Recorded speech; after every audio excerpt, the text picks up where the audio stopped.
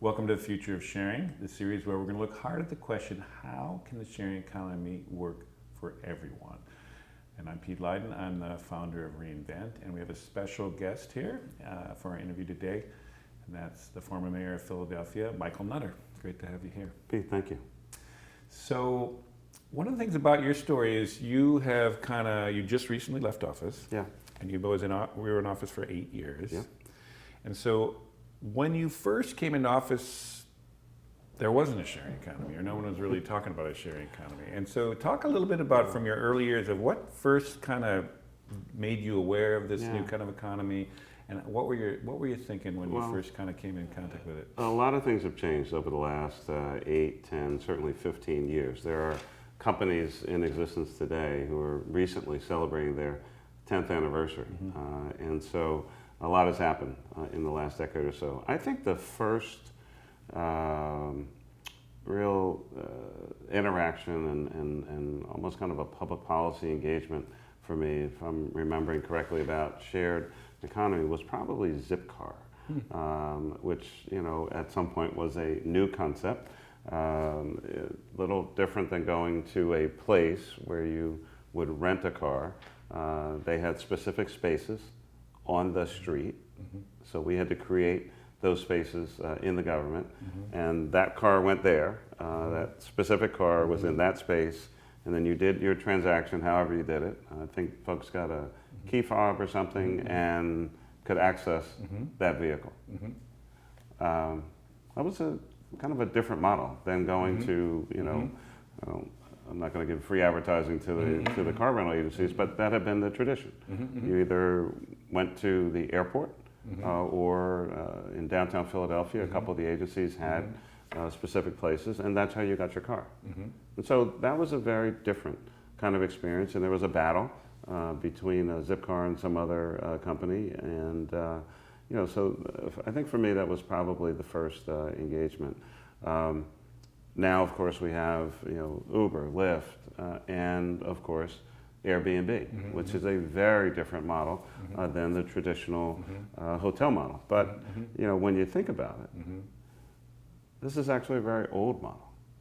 This goes back to ancient times, where people welcomed other people into their home, and they stayed there, maybe for a couple of days, maybe for a longer period of time. I wasn't, I wasn't alive back then. I don't know what they were doing, but it really is a variation on a much older theme and experience of people opening their homes to another person. Sometimes they might not know them, or it could be a relative, and come in and stay.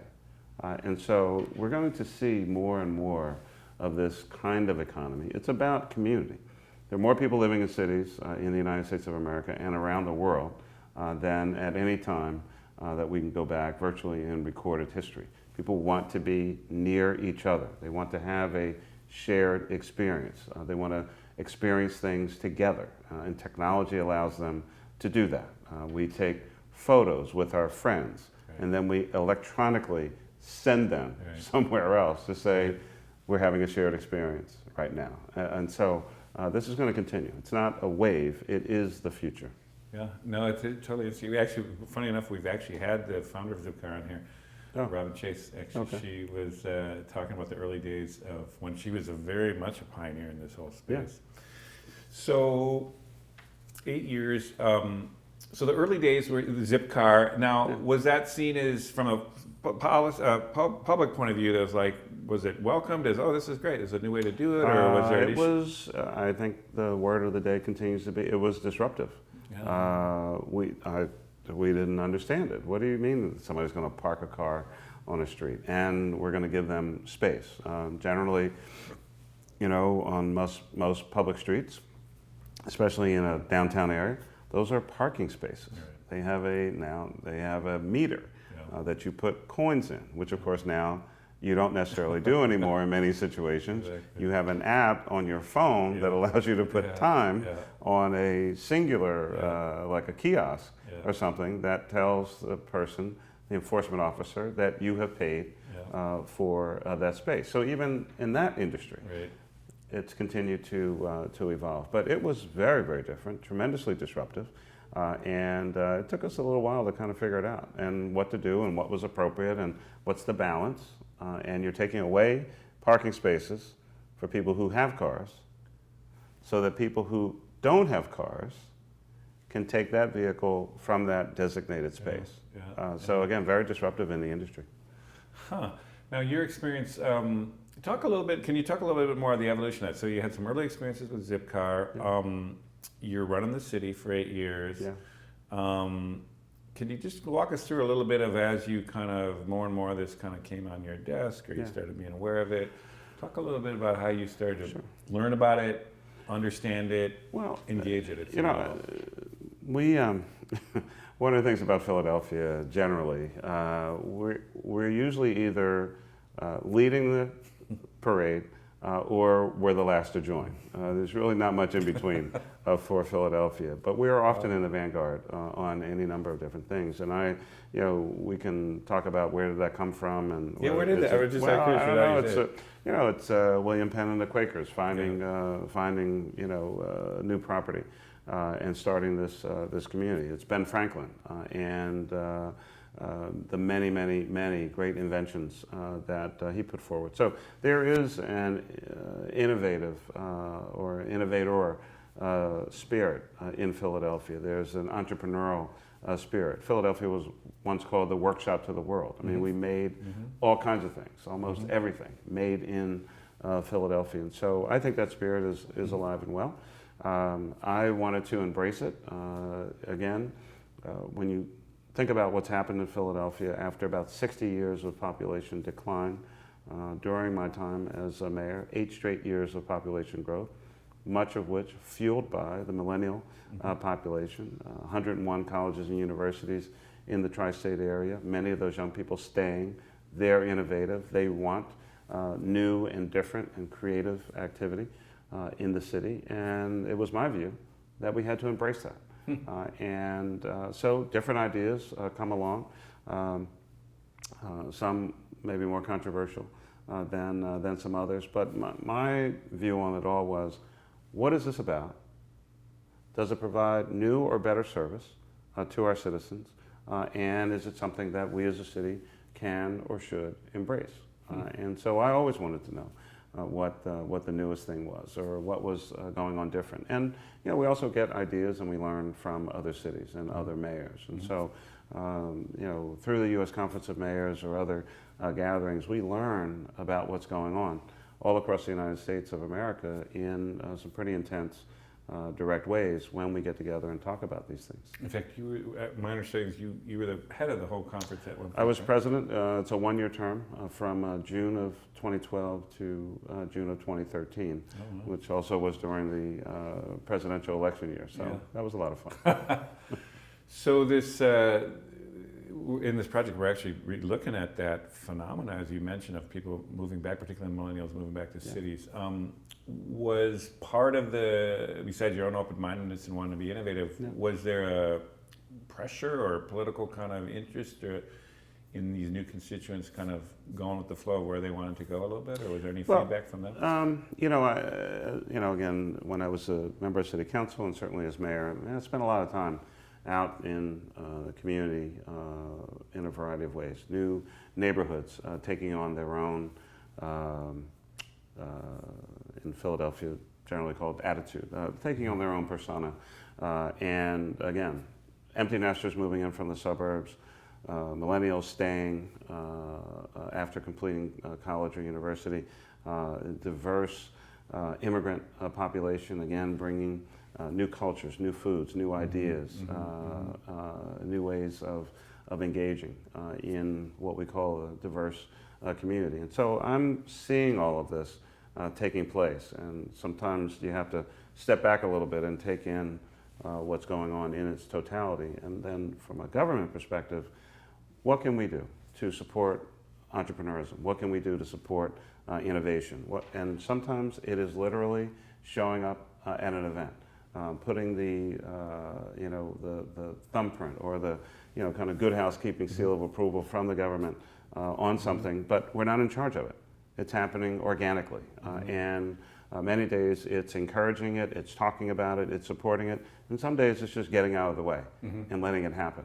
And so again, that's the kind of engagement that I had with many people in the city of Philadelphia during my time. Did you find in leading like the city council,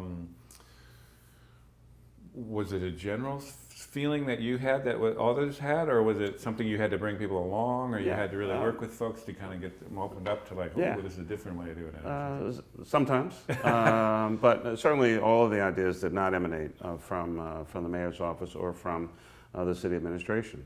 For instance, the leading champion for having the proper set of rules and regulations in place for tax collection purposes and to have a regulatory scheme that really opened the city up to Airbnb, that was primarily driven by a member of city council. I was certainly supportive. I heard of Airbnb. I had to try to figure out what was that. You know, this idea that people open their homes to other folks and they come and then maybe they're there or they're not there, and how does that work? And so, you know, folks had to explain it to me a couple of times, but again, I understood it. But you know, there was a council member, Councilman Greenlee, was a big champion of it. We were anticipating the arrival of the World Meeting of Families. This is back in 2014.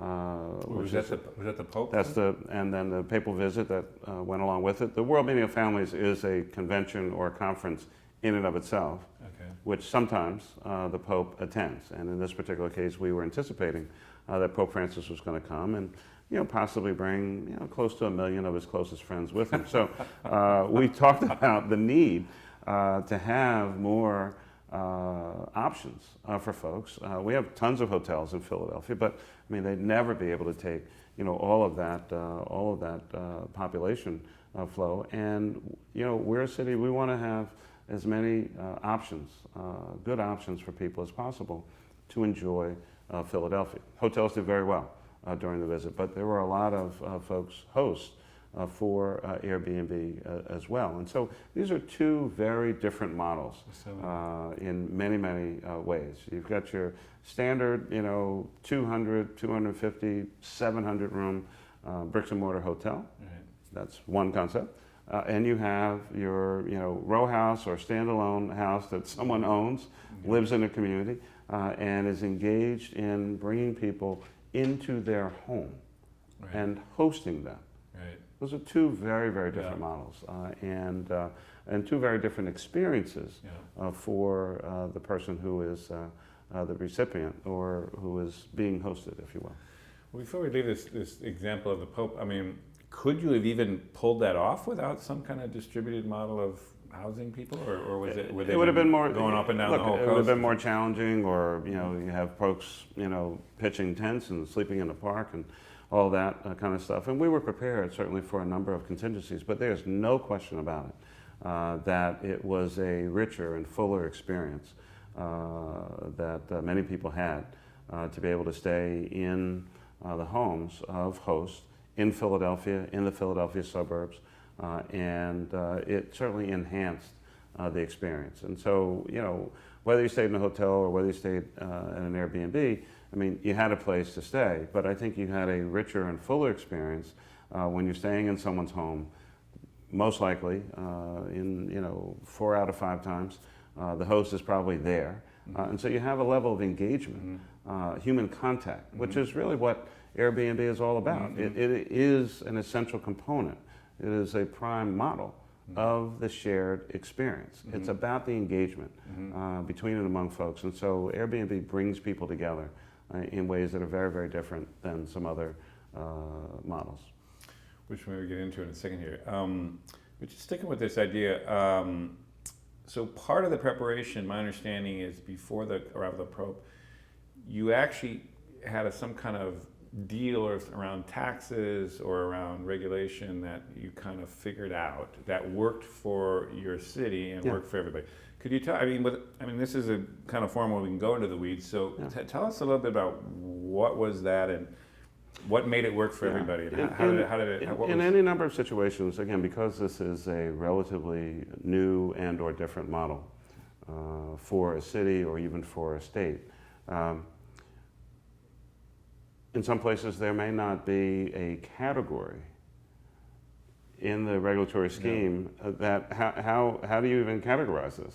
You know, what you know, because this really didn't exist before in a formalized way, other than maybe in, you know, 250 BC. So you know, your code is your code, or whatever your regulatory scheme is, and if you don't have a category, or if you don't have an agreement that allows for the proper collection of taxes, you know, the activity is taking place, the city is not benefiting from a tax revenue standpoint, and from other parts of the government, you don't even know what to call these things. And so for us, it was, okay, explain your model to us, you know, maybe more than a couple times. Let us understand it. So person has a house, it's a short-term rental kind of engagement, so it's not long-term. It's not like a lease, you know, for a year or multi-year or whatever. It could be a day, it could be 2 days, it could be, you know, 4, whatever the case may be. It's not the same person all the time, so it's different people. So, I mean, really, you just have to kind of break down the model on the business side, translate the business terms into government language, if you will, reconstruct it, put it back together, and then write a piece of legislation that addresses what it is, how does the government get what it's supposed to get, how do you put in place, you know, other measures related to quality and standards and those kinds of issues. And, you know, on the one hand, I don't mean to make it sound so simplistic, but I mean, I think there is a model, there is a pathway here to do this. That's that part. In some scenarios, of course, we've seen there might be opposition, there might be political interference, there might be special interests and the like. That's usually where the complication comes in. But I mean, it's pretty easy to figure out what this is and how to regulate it and ensure that the government gets, you know, whatever taxes are possibly due. The complication usually comes in where someone has a special interest, someone has you know, a relationship with maybe a different model, or doesn't completely understand what this is all about. So literally, what was? Could you give just kind of a little more concrete sense of in that model? What is the new rules in like how long can people? Were you talking about how long people could stay? Yeah. How does the tax get collected? Give us just some aspects of it without going too much. Sure. But something concrete about how you dealt with it in a way that kind of worked as a win-win. You feel it's kind of a win-win? Oh, it's absolutely a win-win. Okay. People have more options. The Airbnb wants to, you know, make sure that local governments receive their proper tax revenues. Which is the equivalent to what they would do in a hotel, or is it a different kind of rate? It's a different kind of model. Okay. You know, the hotel scheme usually has, you know, taxes that were set up that were particular to the hotel model. This is, again, this is not a hotel. This is someone's home, and more often times than not, owner-occupied. So, and I think, again, part of the discussion here is you have to be willing to recognize, A, the difference, but B, keep your eye really on what's the ultimate goal here.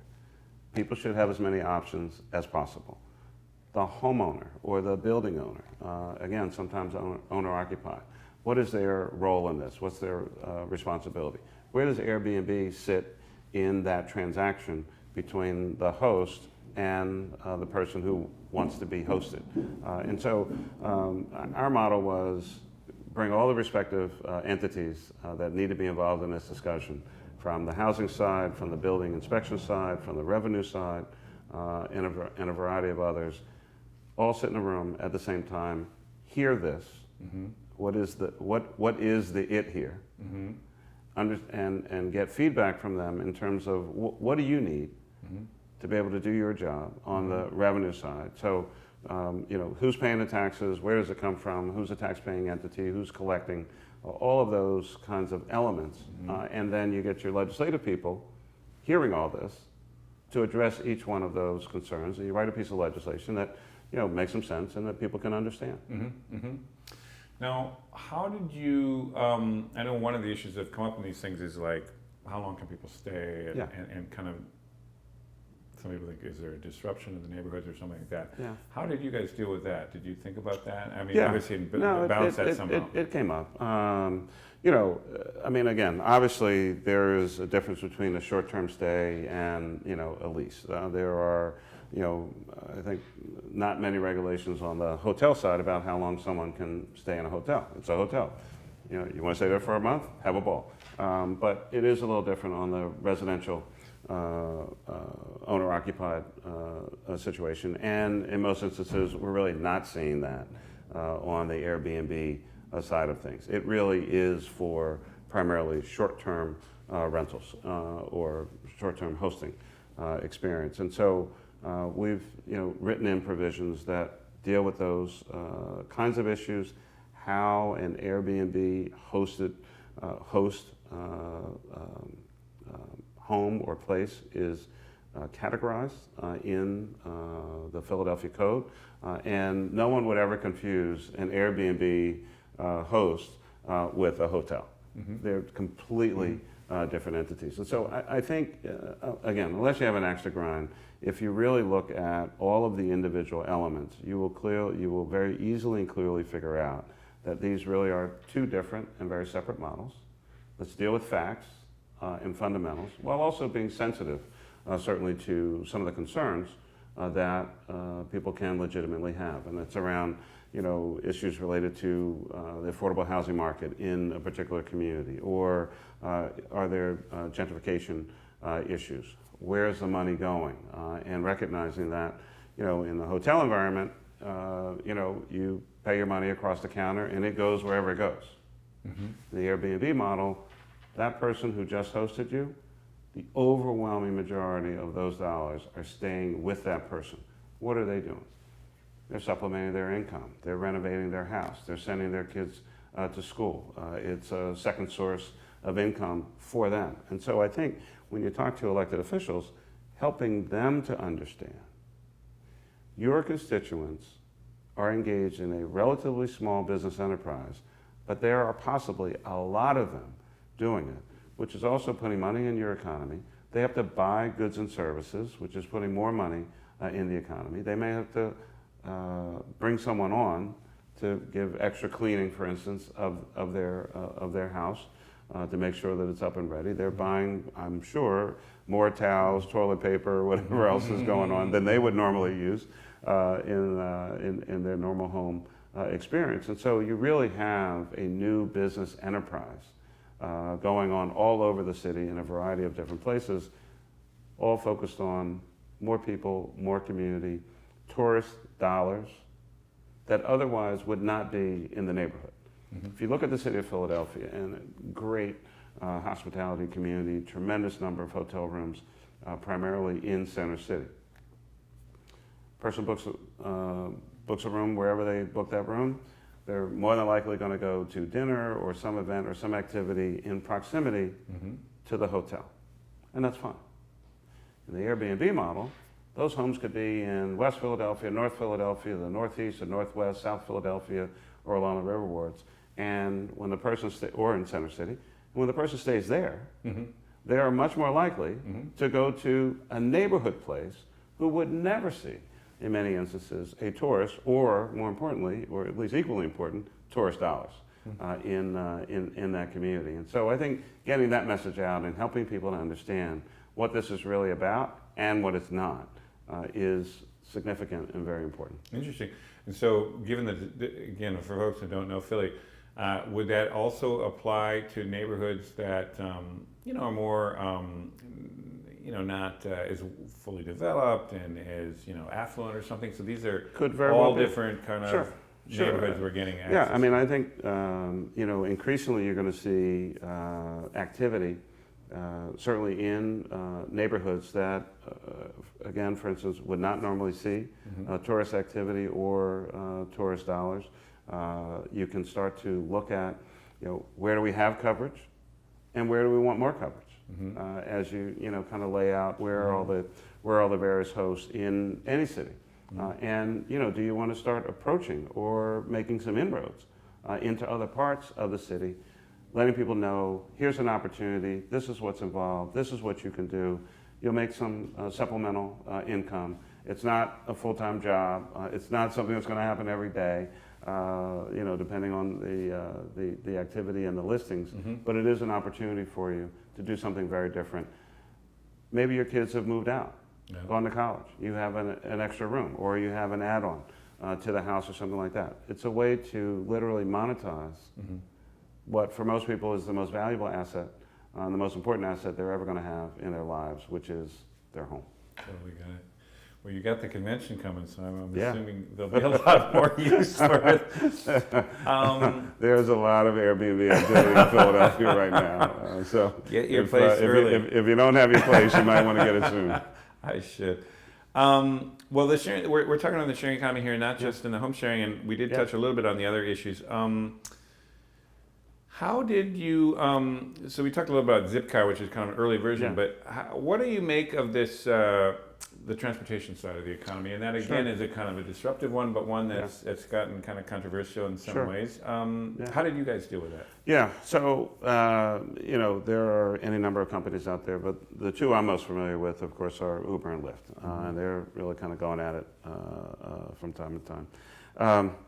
So that ultimately is more of a state issue because it is, it's transportation and it's regulated in Philadelphia in a slightly convoluted way. Everywhere outside of Philadelphia, those companies are regulated by the Pennsylvania Public Utility Commission, also known as the PUC. In Philadelphia, which of course had no category for these disruptive vehicles running around the city, because they're technically not taxis. They don't have a sign on the top and all that, and they're contacting by, again, technology. There was no category. And the Taxi Association, using a level of influence with the Philadelphia Parking Authority, which, notwithstanding its name, is actually a state agency as well, is doing everything it can to block both of these companies in the city of Philadelphia. So they operate under rules and regulations created by the Public Utility Commission in the other 66 counties of Pennsylvania. But in Philadelphia, they are under the jurisdiction of the Parking Authority, for which there currently are no stated regulations. And so there's a serious battle going on between and among the companies and their interests, Uber and Lyft, and the taxis and the Parking Authority. And it is complete politics at its worst level. And the citizens of Philadelphia suffer as a result of this, the political shenanigans going on. So it's worse, meaning it's just interest groups kind of trying to block, holding this. And in the meantime, can they even operate in Philly? It's slightly more complicated. So Uber Black is legal in Philadelphia. They are definitely considered more of the limousine type, and they fit within that regulatory scheme. Uber X, technically, is not authorized to operate in Philadelphia, as well as the comparable Lyft service. But there's no question that activity is going on in the city of Philadelphia.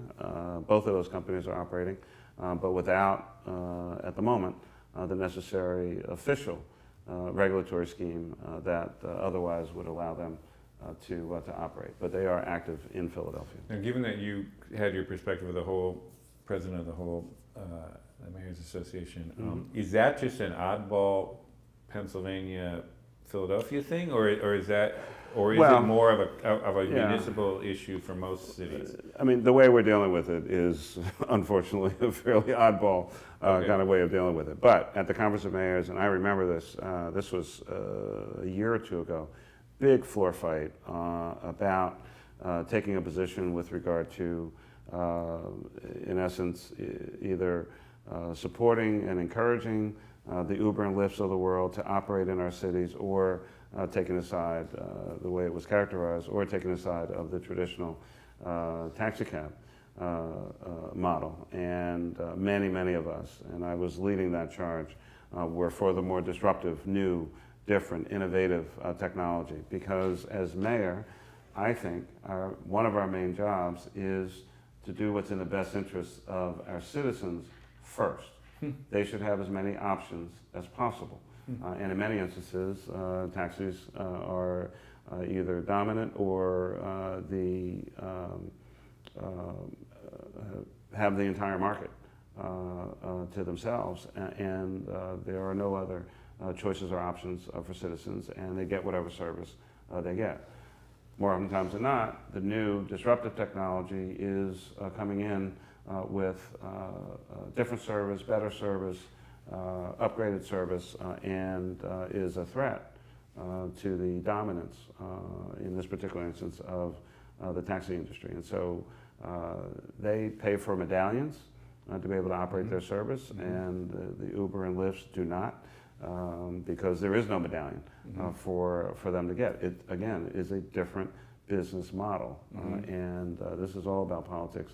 But we've seen this across the country in a number of cities, primarily, where folks either, again, don't understand the business model or can't figure out how to capture tax revenues, or there are special interests who are fighting the disruption.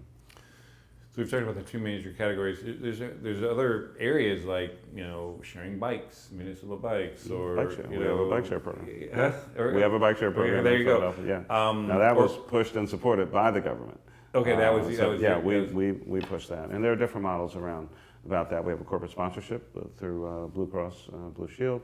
We have a program in Philadelphia, was the first of its kind, where you did not need a credit card to be able to utilize the bike share program, which creates that much more access across a variety of socioeconomic categories, and will really have dramatic impact on our ability to build out the system so that it's not just in Center City, or it's not just in more well-to-do areas. If anything deserves greater access, it's certainly a bicycle, which for many people will be a different mode of transportation, even though bikes have been around for a long, long period of time. But these are well built, they're maintained, they're taken care of, and really are a viable option to owning a car or even taking mass transit. So bike share systems, again, it's not your bike, it's owned by somebody else. You take it from point A, you drop it off at point B, or you bring it back to A, or you take it wherever you want to take it. Put it back in the charging station or the docking station and go on about your business. It's a great model. And other kind of, I know people, Etsy, you kind of have people creating, essentially working out of their homes and creating things and selling them. Are there other categories that you guys had to wrap your head around in any way, or was it pretty much two main ones? Those are the main ones. Yeah. But again, I think that we're going to continue to see the evolution of the shared economy in a variety of ways. And before you know it, someone will come up with something new and different. My main thing is I just wish I had one of these ideas. I'm just waiting on one great idea that if I can get 1 million eyeballs on it, and hopefully somebody will buy it, and then it's kind of my exit strategy. I just need one good idea. That's all I'm waiting on. Well, I haven't had it yet. So knowing you've got this experience in government, who knows what you'll do next year, but would you say that that the making room or evolving with the sharing economy is a kind of a well, let me put it this way: how fundamental do you think we have to rethink city regulations or the rules of the game here, given all these new technological things we can do, and given the people coming to the cities now, and the need for affordable housing and sustainability? There's a bunch of things now starting to come together. Sure. Talk a little bit about your own sense of the moment we might be in here, and how we should be thinking about this period. Well, I think we're going to continue to go through a significant period of disruption, change, innovation, and challenge in a variety of parts of the economy of the United States and the world. The technological revolution will continue. New products, new services, new ways of delivering service.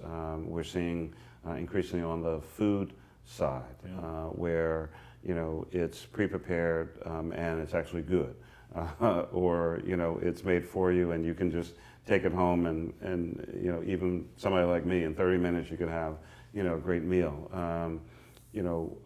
which of course is disruptive as compared to the restaurant model, right? So I can go to a restaurant and have a great meal and sit around and have all these other people, or I can go to a store down the street, really great food, bring it home and have it in my home, right? So I think in any number of industries, we're going to continue to see this kind of innovation. The internet,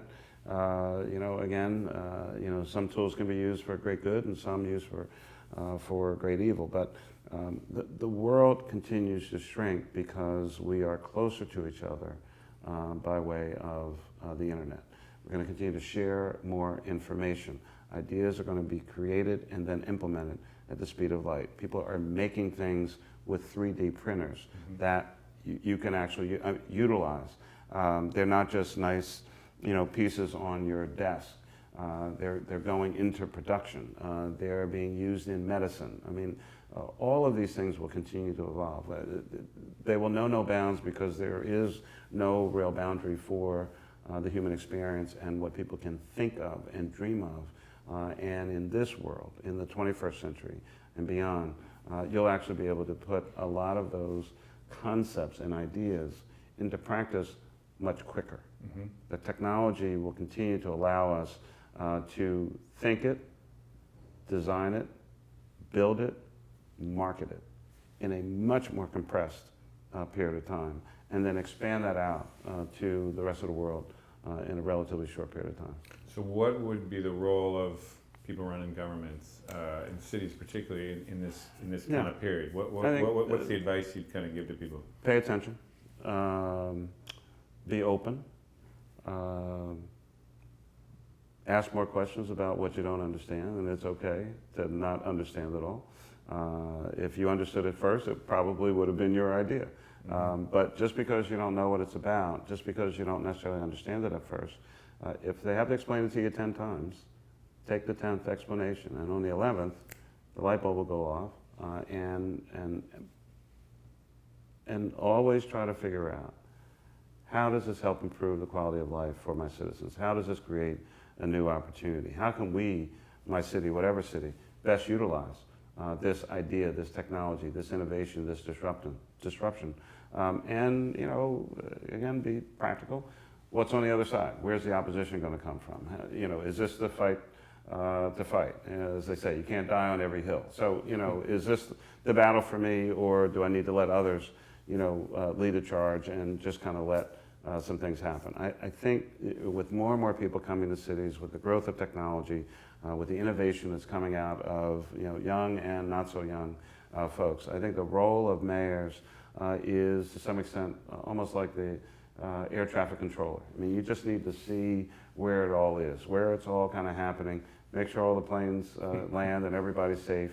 If you truly believe that something is bad or will be harmful, stake out that position. But your first response to everything that comes to you can't be, no, what did you want to talk to me about?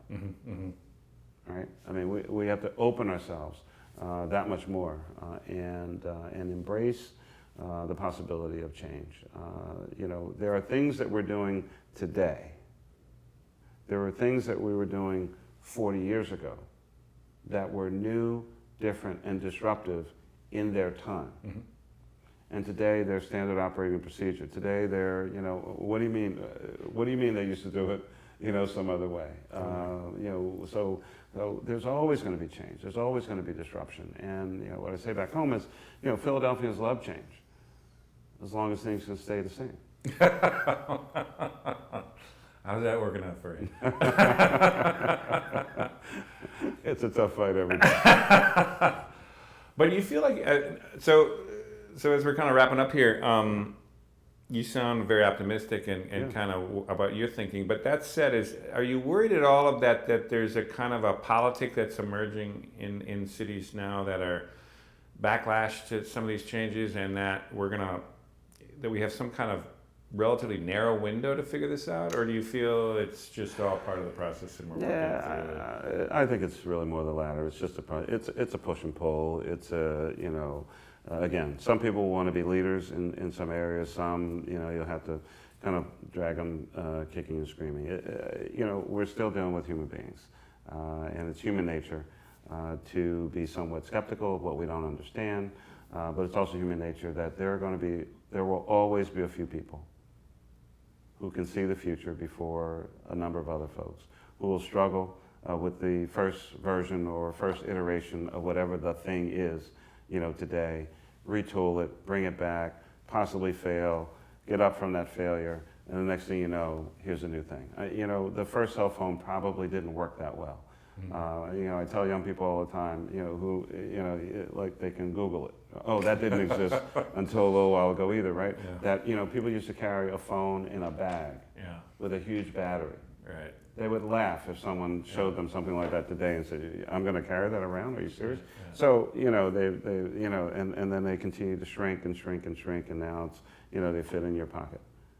Yeah. It's the evolution of big ideas and innovation, and it's happening in cities, small, medium, and large, across the country and around the world. Yeah.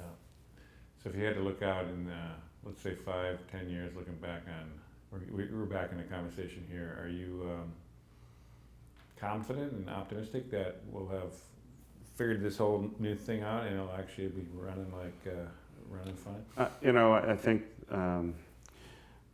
we'll figure things out piece by piece. There will always be some activity that we don't understand. There will always be these battles and fights, because change is hard. Mm-hmm. It really, really is. And I think, for the person, for the entity, for the company, for the organization, for the sector, explaining time and time again what something is, what it's about, where's the benefit, for folks, people will get it over time, and we're going to continue to make progress. I mean, I think progress is it's inevitable. You can't stop it. I mean, it's like trying to stop waves in the ocean. They're just going to keep coming. Well, that's great to hear. I think it's a good place to end our conversation, and right. It's been so great to have you here, and Thank you. It's been terrific to have a great insight into someone who not only has run a city, but has run one of the most interesting cities in the country, and has engaged this sharing economy about it as fully as you can. Yeah. Thanks. Thank you. Appreciate it.